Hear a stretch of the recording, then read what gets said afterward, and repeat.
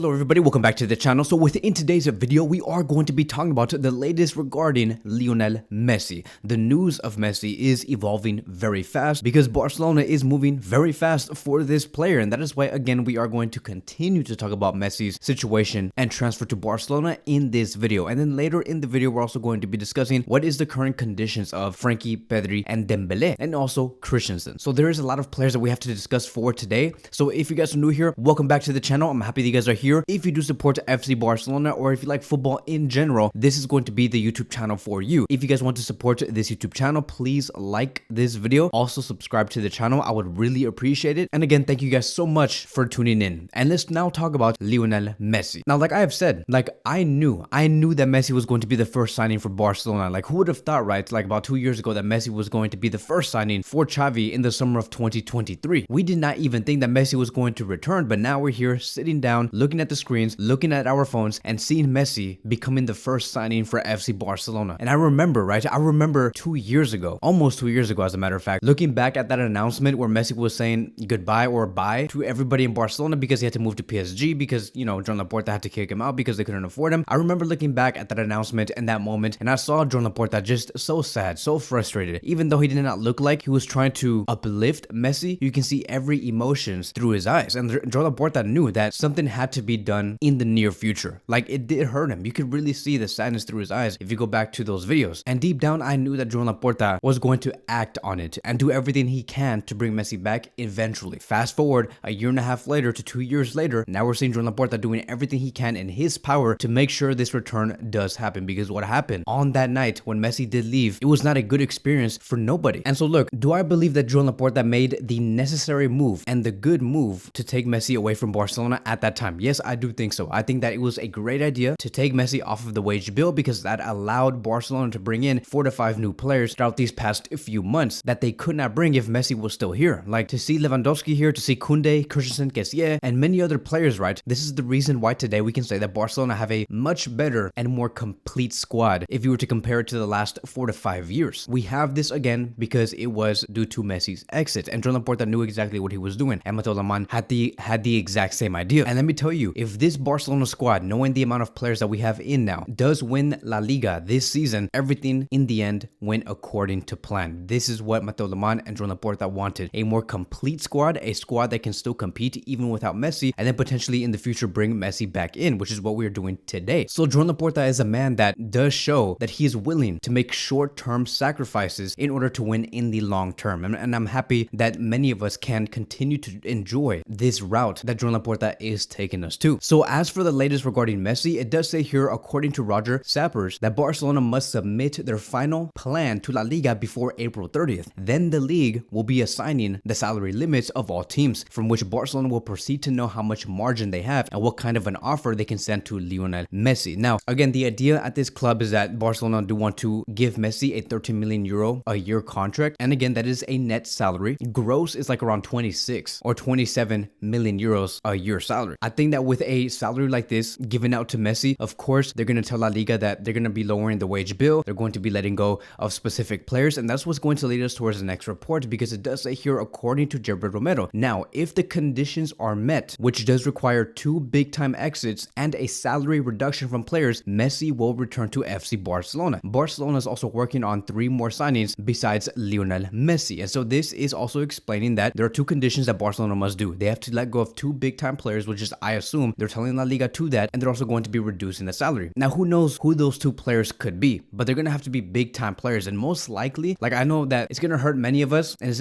it's especially going to hurt me because, you know, I love this club, and I love the players that are willing to represent this club and this badge, but I think that it is going to be one of them. It is going to be Ansu Fati. Ansu Fati will be one of those 2 players that will be leaving, and for a good amount. His salary will also be off the wage bill, and I do believe that another player that could leave could be Kessie. I think that Kessie could leave, or maybe even Ferran Torres. Either one of those 2, but for sure it is going to be Ansu Fati. Ansu Fati can bring in around 60 million euros or even 70 million euros. Again, I'm not saying this because based off his performance and stuff like that. I'm saying this because his contract does run until 2027. Like, if any player, regardless of their form, gets bought and are still only 20% in their contract, they're going to be very expensive. And I hope that a team like Manchester United, if Barcelona are very willing to sell Ansu and Ansu wants to leave, I hope that a team like Manchester United just comes in and says, I want to give you guys 9 70 million euros, because that is what United like to do. They like to overpay because they have the money. So a lot of strategy is going to have to go behind this, because you may also question, but Kevin, how does that make any sense? How are they going to let go of 2 players and then bring in 3 more new signings? Like, how are they going to fit those 3 new signings from those 2 exits? Well, I just think that Barcelona are going to be paying these 3 new signings a very low wage. Like, they're going to give them like probably a 4 to 5 million euro a year contract and nothing more. And those players could be Gundogan, it could be players like Amrabat, it could be players like Inigo Martinez, and much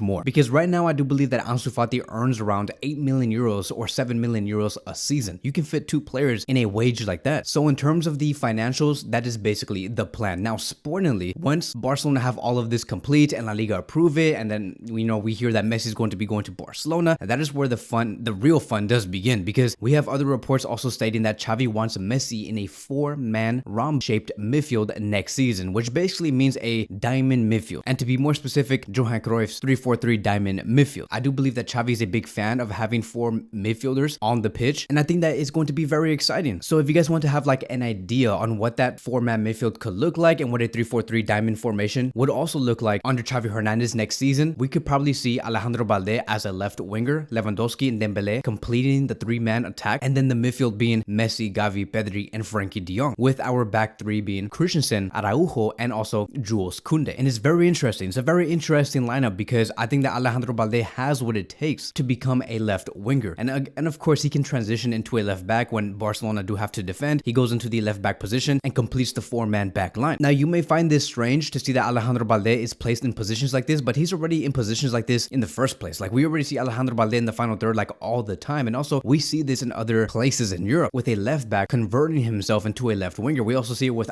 Alphonso Davies. I've seen Alphonso Davies play as a true left winger with Canada, and it works out very well. As long as that left back has great attacking qualities. Alphonso Davies does have that, which is why he succeeds. Alejandro Balde does have that, which is why he will and continues to succeed. So I do believe this is going to be the way. I think that Xavi Hernandez will continue to use a 3-man back line, because there's no reason to have 4 defenders in the back, because it's a waste. You can use one of those players and move them forward. Like, usually oppositions like to attack with 2 attackers or 3 attackers at the very most. Having 3 men in the back, in our perspective and on our side, is enough. And then with Frenkie being a central defensive midfielder, he will be acting as a libero, which is something that Johan Cruyff has also used. So he's going to be sitting much deeper. I think that he has the capability to play in a position like this. He's going to have a huge responsibility, as a matter of fact, because let's say that maybe Christensen moves the ball forward, he dribbles into the midfield, Frenkie de Jong can take his position and continue to have that well-balanced defense. Or let's say Jules Koundé, who is going to be in the middle of the pitch, moves forward with the ball, joins the midfield. Frenkie de Jong will again drop down and complete the 3-man defense. Another thing that Frenkie de Jong could do in a position like this is to carry the ball himself. He receives the ball next to Jules Koundé and then moves forward and looks for those passing lanes. Frenkie can do a lot. And I don't know if you guys have noticed, but basically Xavi Hernandez will have Frenkie as the engine of the midfield and the engine of the 3-4-3 formation. It's total football. And then of course you're going to be having Xavi and Pedri as wide central midfielders, who are also going to be taking the responsibility to be the most creative players on the pitch, and they can also make those runs like we used to see in Xavi's first season with Barcelona, where the central midfielders make runs between the fullback and the center back. Pedri and Xavi have those capabilities. And then as for Messi, right, playing as a central attacking midfielder, almost acting like a second striker, I think that having Lewandowski close to Messi or Messi close to Lewandowski, they can do a lot of damage. And you can also have them change positions. Let's say, for example, Lewandowski drops deep, Messi moves forward and acts as a striker, receiving balls from either Pedri, Lewandowski, or Xavi. All of them are very capable to do that. You see how, like, it's just, again, very fluid, and all of these players can take each other's positions. Another very important thing is that next season, we are going to be having many teams that are going to want to take the ball away from us with their 4-man midfields. Barcelona can react with having 5 midfielders in the middle of the pitch, with Lewandowski dropping deep, with Messi being right there, right next to him, and then having Xavi, Pedri, and Frenkie also join them, and then now you have a 5 versus 4 situation, and you create an overload. And that is what Xavi Hernandez is looking for. They do not in any means want to be out-dominated by the opposition, only because there are teams out there that want to use 4 midfielders in the middle of the pitch, thinking that they can overload Barcelona with just Frenkie, Pedri, and Xavi. Lewandowski and Messi would provide so much help in the middle of the pitch if they drop deep. And let me tell you, a lot of damage can be done, because if you have wingers also, right, we haven't even begun talking about Dembele and Alejandro Balde on the wings. If you have those 2 wingers very out wide, basically touching the touchline, you're going to be stretching the opposition and their defense. And you know how much space that's going to allow for players like Lewandowski, Messi, Pedri, and Xavi? And you know what they could do with spaces like that? They would be very effective. So there is a lot to look forward to. And this is what's going to also transition me to the next phase of this this video. Now moving away from the Messi situation and how he will fit sportingly and what it's like right now financially for Barcelona, now let's focus on Frenkie, Pedri, Dembele, and Christensen. And it says here, according to Javi Miguel, that if the sensations are good in the next training session, which will be held in about 6 to 7 hours, Frenkie, Pedri, and Dembele will all enter the list for the game against Atletico Madrid. The first two can even start, but the winger Dembele may not. Best case scenario, if Dembele is okay, by the next training session, he will play about 15 to 20 minutes. Players like Pedri and Frenkie can start against Atletico Madrid. As for Christensen, he could be available next week and he is in the final stage of his recovery. So this is great news. It's awesome to hear that we finally have these players back. I hope that Frenkie, Pedri, and Dembele can make it and are fully firing and 100% healthy against Atletico Madrid, because we do need those points. We need to give out dominant performances. What happened in the past two games was an embarrassment, and we have to come in going up against Atletico Madrid and win 3 to 4-0. I want to see that. And players like Pedri, Frenkie, and Dembele, they can deliver something like that. So we need it at this moment, and I hope, again, they do everything in their power to have those players included. So that is going to be wrapping up today's video. Thank you guys so much for watching, and I will see you guys in the next one.